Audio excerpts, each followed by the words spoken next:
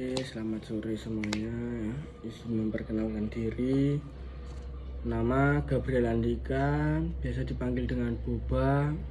NIM 24521405. Di sini saya ingin mengerjakan tugas yang diberikan Pak Yoga untuk matkul meteorologi terapan kelas B, untuk menjelaskan apa saja yang didapat di modul-modul yang telah kita praktekkan. Nah, untuk yang kami pertama itu di modul 1.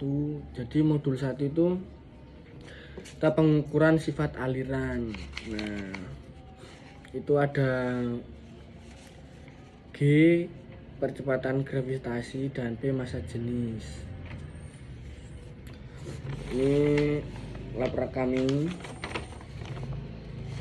Nah, dari situ alat dan bahan yang kami pakai itu adalah pompa sentrifugal dengan Venus Ferry manometer. Nah, itu bahan nggak ada. Terus dari hasil pengamatan yang kelompok kami itu, kita kelompok 1 itu menemukan dengan hasil ini. Nah, tadi kita itu menggunakan 3 RPM. Nah, kemarin itu kami, karena si Asdos bilang sampai 5, itu ada 800, 900, 1000, 1200 sama 1500. Nah, tahunya waktu kita buka modul laprak itu nggak ada, itu cuma ada sampai 1000. Nah, mungkin itu miskom dari sana atau gimana, kurang tahu, tapi kita sudah mengerjakan. Oke, untuk ini yang modul pertama itu di Pak Yoga itu ada 4 modul. Nah, untuk modul yang kedua, untuk modul yang kedua itu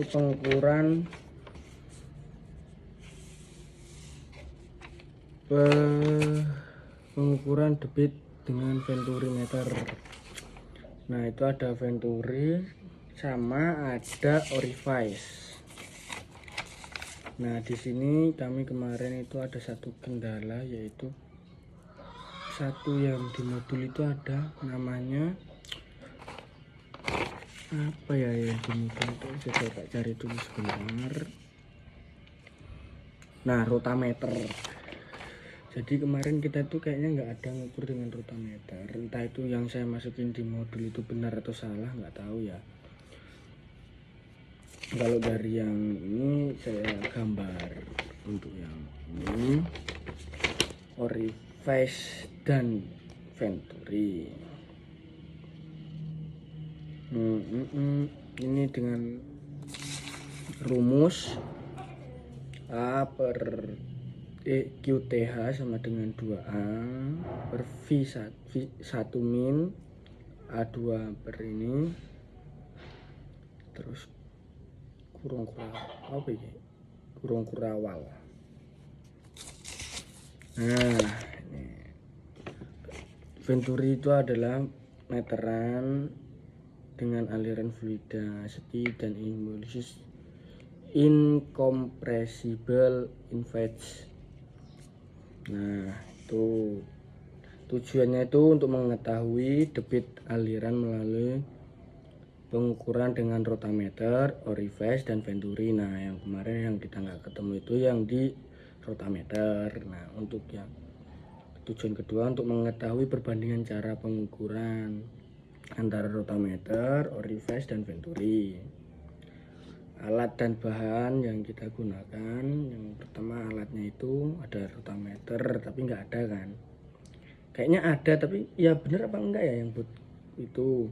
Terus orifice sama venturi. Dari hasil pengamatan kami itu kita mendapatkan ini, data-datanya udah lengkap dan terisi semua. Ini untuk data-datanya ada di 1/4, 1 dan 3/4.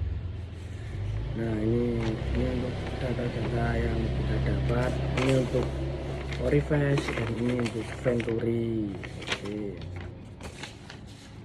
Terus kemarin di modul yang ketiga kita mengerjakan itu, modul ketiga itu pengukuran dengan jangka sorong, terus sama apa ya kemarinnya,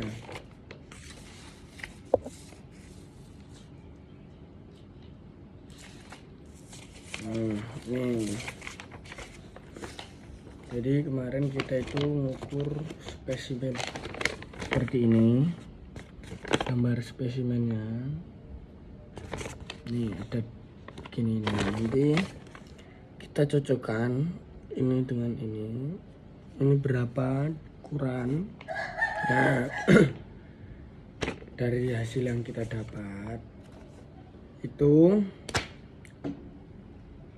kesalahan-kesalahan yang sering kita ini tuh kesalahan pembacaan dalam jangka sorong manual karena kurangnya teliti di penglihatan kita. Nah itu, terus tekanan sifat pengukuran, jadi kita nggak bisa chemistry waktu ini.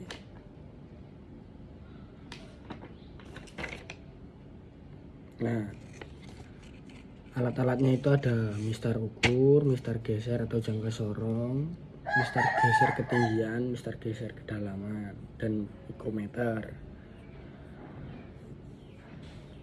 Nah, tujuannya itu untuk mengetahui dimensi dari spesimen dengan menggunakan jenis alat ukur panjang seperti jangka sorong dan micrometer. Untuk mengetahui volume spesimen dengan melakukan kalkulasi. Terus alat dan bahannya itu, yang pertama alatnya ada jangka sorong, mikrometer, sama gelas ukur, sama terus bahan spesimennya tersendiri, sama air. Oke. Untuk yang terakhir itu ada di modul 4.